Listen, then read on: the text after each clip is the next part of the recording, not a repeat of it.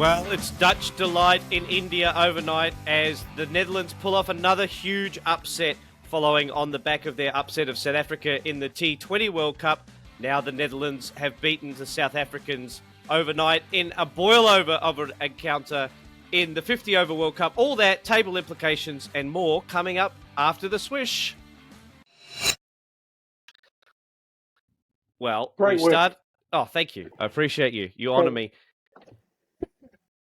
Dutch delight overnight, Raj. We went to bed, or I went to bed, rain on the ground, the covers were out. We thought we might get a day off today, but not to be. Instead, it's you and I back again talking about one of the great upsets of Cricket World Cup history on day 13 of the Cricket World Cup. Lucky for some, Raj. Yes, what a performance by the Netherlands to rescue themselves from a bit of trouble with the bat early on and absolutely crush South Africa with the ball and just make their life difficult and win the game.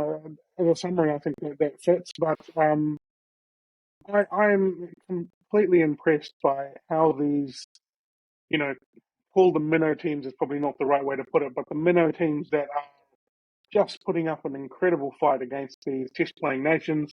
Afghanistan's victory over England was one completely out of the box, I felt, and then this one also just the form South Africa's been in, and Netherlands. Well, I don't know what more to say. What did you make of the game?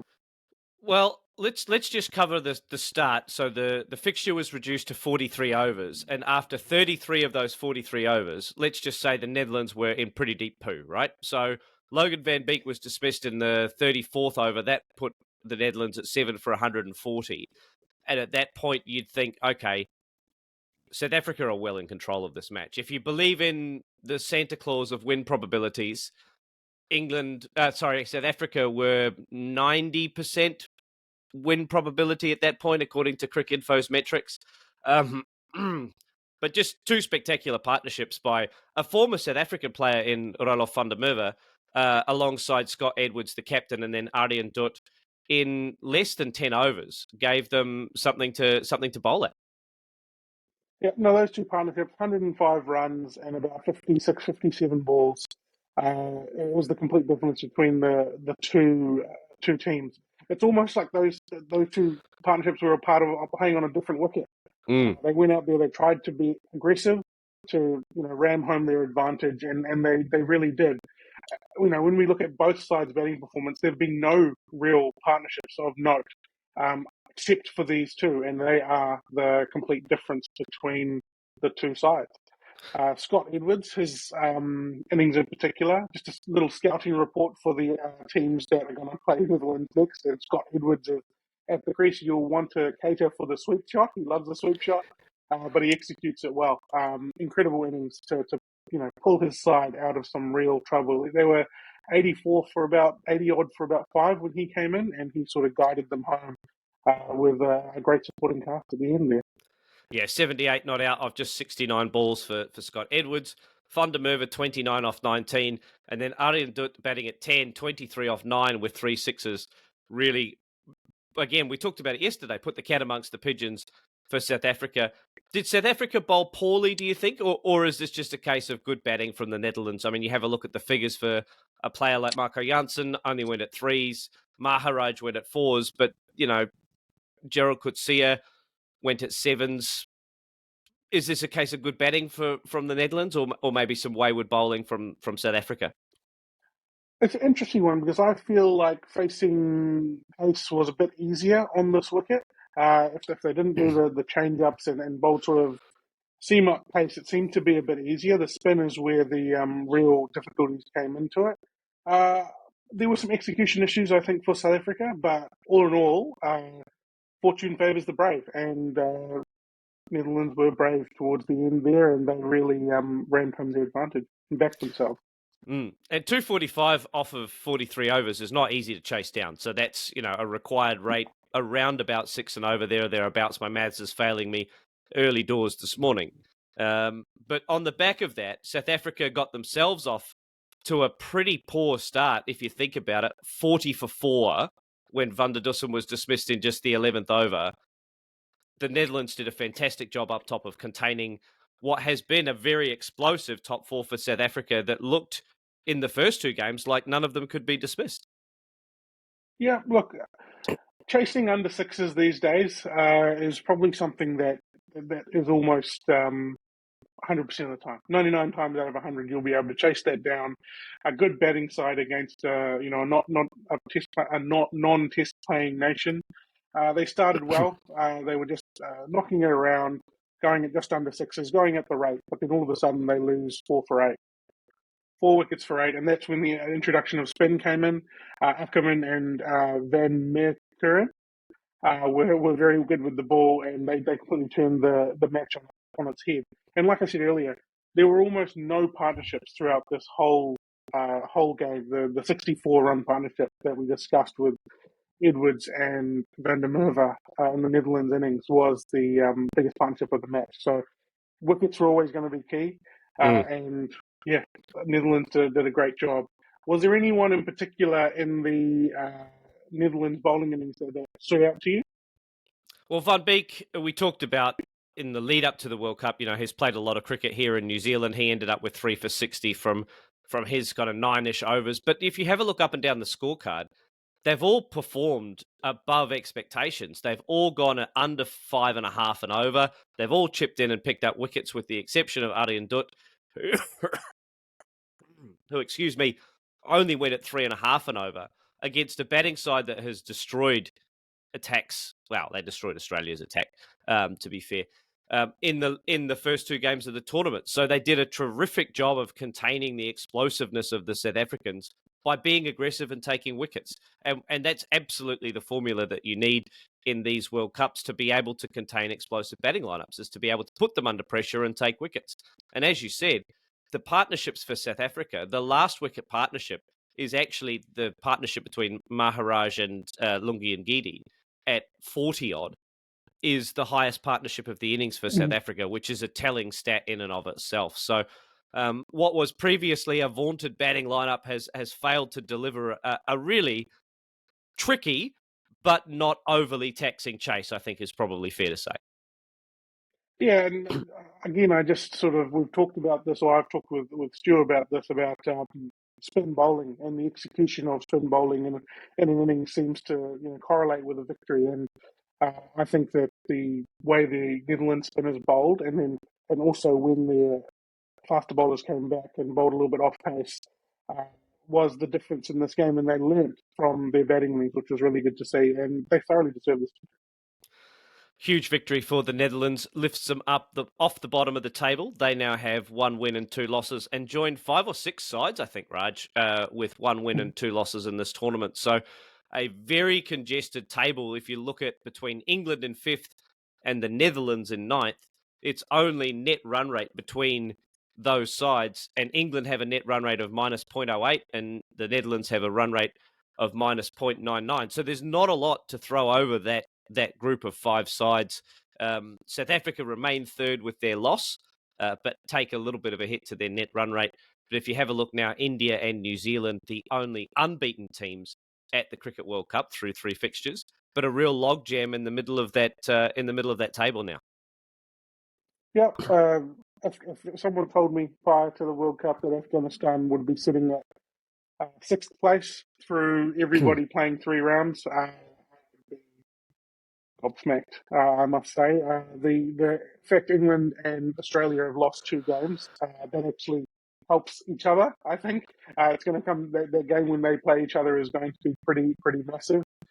Pakistan and South Africa, because they have also lost a game, puts a little bit of pressure on them to consolidate that position. And then speaking of consolidating a position, New Zealand and India, sitting on 3 wins out of 3 wins, are in a very, very strong position with a strong net run rate. So it's looking good for them anyway for later in the tournament. A chance for New Zealand to extend their advantage against Afghanistan coming up, I think tonight, actually, that next game. And then Bangladesh will play India. So a chance for both of those sides to remain unbeaten, touch wood, because we now know that anyone could beat anyone at this World Cup and the upsets are coming thick and fast. But so then India play New Zealand after that, which is a huge game in the 5th round.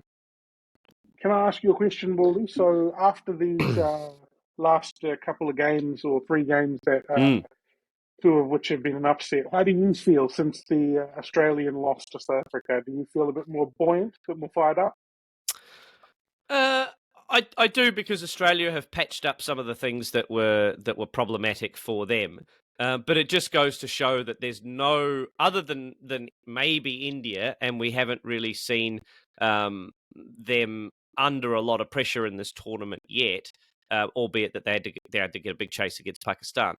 Um, there are weaknesses in all of these sides. You know, we thought that Mm, England had very few weaknesses. It turns out that they've got some things that they would classify as work-ons. Pakistan are an imperfect side. It now looks like South Africa are an imperfect side, or they've got some challenges when they lose wickets in clumps.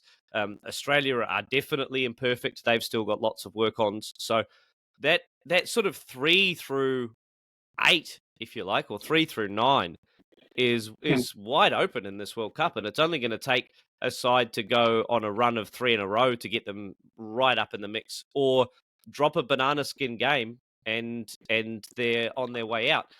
Fortunately, I think for everybody is that everybody's dropped a game. As you mm. say, Australia have dropped a game, England have dropped a couple of games, Pakistan have dropped the India game, South Africa have dropped a game against the Netherlands. So So, or each of those sides so are equally culpable. just putting a spotlight then on the South Africans who are currently in third place. The Top Order podcast has been at odds over, which South Mm. Africa are we going to see? Is South Africa, the team that we've seen over the last, 10 ODIs or maybe slightly less than that, where they've been winning by scoring heaps of runs? Or is the South Africa, is the real South Africa the team that played last night, or the team that started off that series against Australia a few weeks ago? What do you make of that? Which South Africa is the real South Africa? It's so hard to tell, isn't it? Because if you have a look at the T20 series against Australia, Australia smashed South Africa in those T20s. They smashed them in the first two ODIs. And then this different South African side showed up. And they showed up for about 5 or 6 games. They thrashed Australia. They thrashed Sri Lanka in the opening game. They thrashed Australia in the second game. And then they've disappeared again.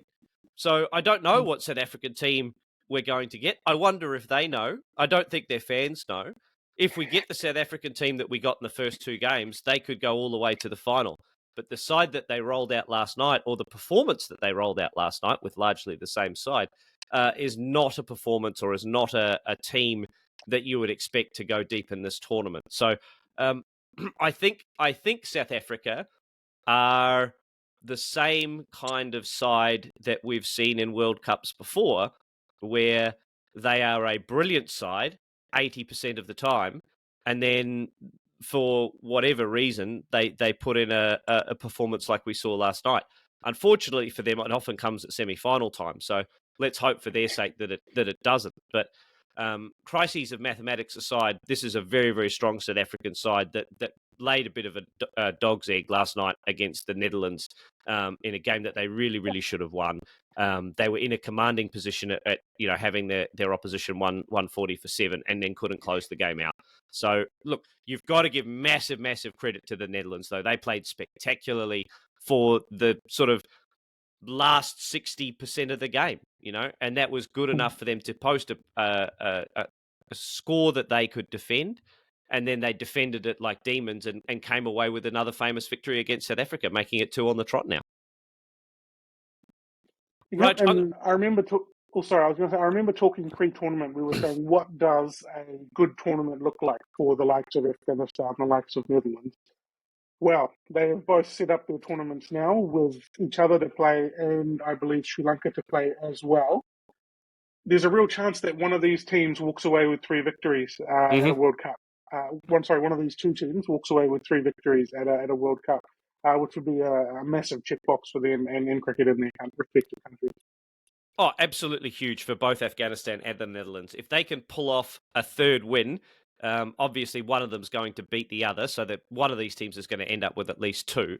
But if one of them could pull off a game against Sri Lanka, perhaps Bangladesh, perhaps, or even another one of the big sides, they'll have no fear now, and they have got a formula where if they go out and play enterprising attacking cricket with the bat and the ball, then they're going to be very, very difficult to put away and put away well, which is going to have to be the formula that some of these sides like England, Australia, maybe even Pakistan and South Africa are going to have to be thinking about net run rate against some of these sides. So there is an opportunity there. The door is open now for more upsets going forward in this World Cup.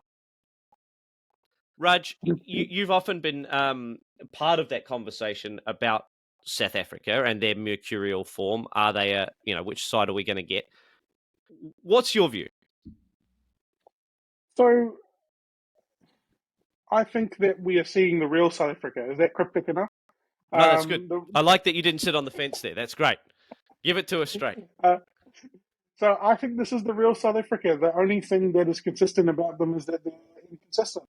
They have the ability to go out on any day and beat any side because they just have incredible weapons on both sides of the ball. They also have the ability for those weapons to misfire and no one to sort of cover up that misfiring and to lose to a team that they perhaps shouldn't. One thing that is consistent with the history of South Africa and how they've played at tournaments is that when the weight of expectation comes on, they tend to fade a little bit. And they're expected to win this game after destroying the two teams that they've played earlier. And once again, they've faded away.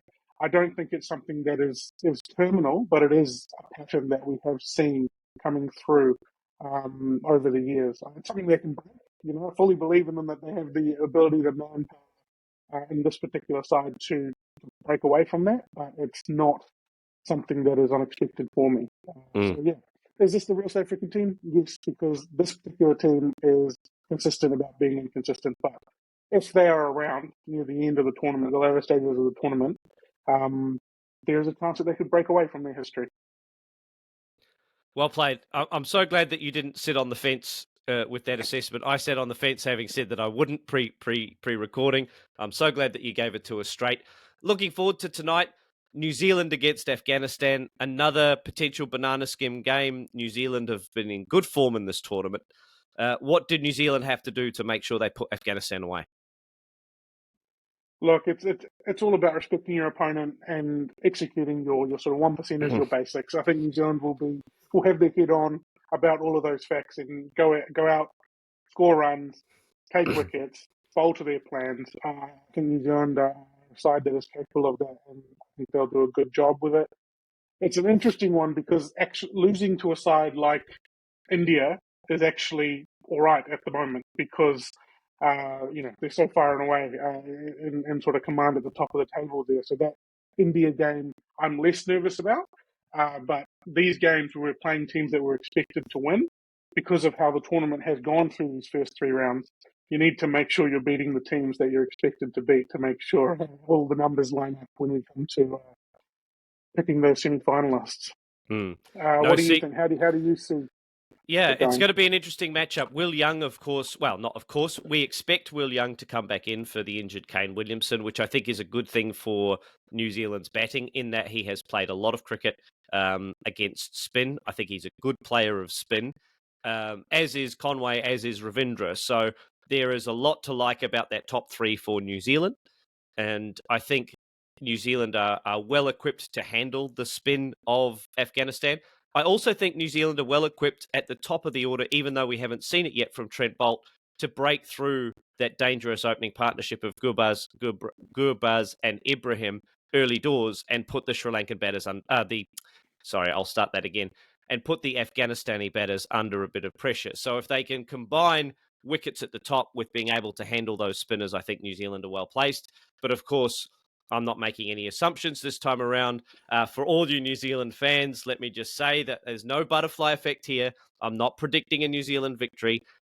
New Zealand will have to, as you say, Raj, respect their opponent and give them their due because they've played some really, really good cricket.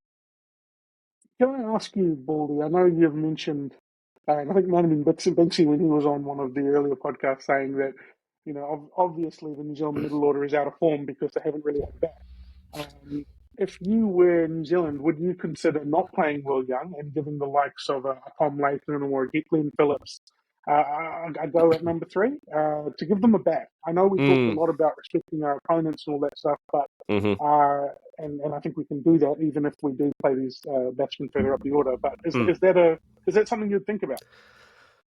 It's something that I would think about and then dismiss. I've played a little bit of representative tournament cricket as a player and as a manager, and every time I've seen a side alter their game plan for the purposes of giving someone a bat or, covering for somebody who's out of form by moving someone around, covering for weakness, I've never seen it work, and I've seen it backfire spectacularly. So I would hope for New Zealand's sake that they continue to respect their opponent, and those guys will get time in the middle. I firmly believe that if New Zealand are in a really good position against Afghanistan, they'll go hard, in which case they might take a couple of risks, and then, a Mitchell, a Latham, a Phillips, a Chapman will get a bat. If they're under pressure, they're going to get a bat anyway. So I don't think that, even with Australia and India coming up as their next 2 games, India then Australia, that New Zealand need to tinker with their batting lineup too much, if at all. The only thing I think they would think about is what's our best bowling attack to roll out against Afghanistan, as opposed to the best bowling attack to roll out against India or Australia. So I think they'll keep the batting. I hope they keep the batting largely the same, but maybe they make a tweak in their bowling attack for conditions and opponent rather than reasons of hubris. There we go. I think we've done it. Have we done it? I think so. I think we've covered everything. Thank you, listeners, for joining us on another episode of The Daily Show here on the Top Order podcast, covering this Cricket World Cup for men in the 50-over edition in 2023. If you can get your mouth around that, you've done better than I have early doors this morning. Raj, it was a tremendous pleasure again and an honour to be on the pod with you talking about this tremendous upset for the Netherlands over South Africa that's blown this tournament again even further wide open after the events of the last 72 hours. We look forward to your company again soon, listeners and viewers, on the Top Order podcast as we cover New Zealand, Afghanistan tomorrow morning, and look forward to some exciting fixtures coming up in round 4 of matches in this Cricket World Cup. Take care of yourselves and each other, and we'll see you again soon here on the Top Order podcast.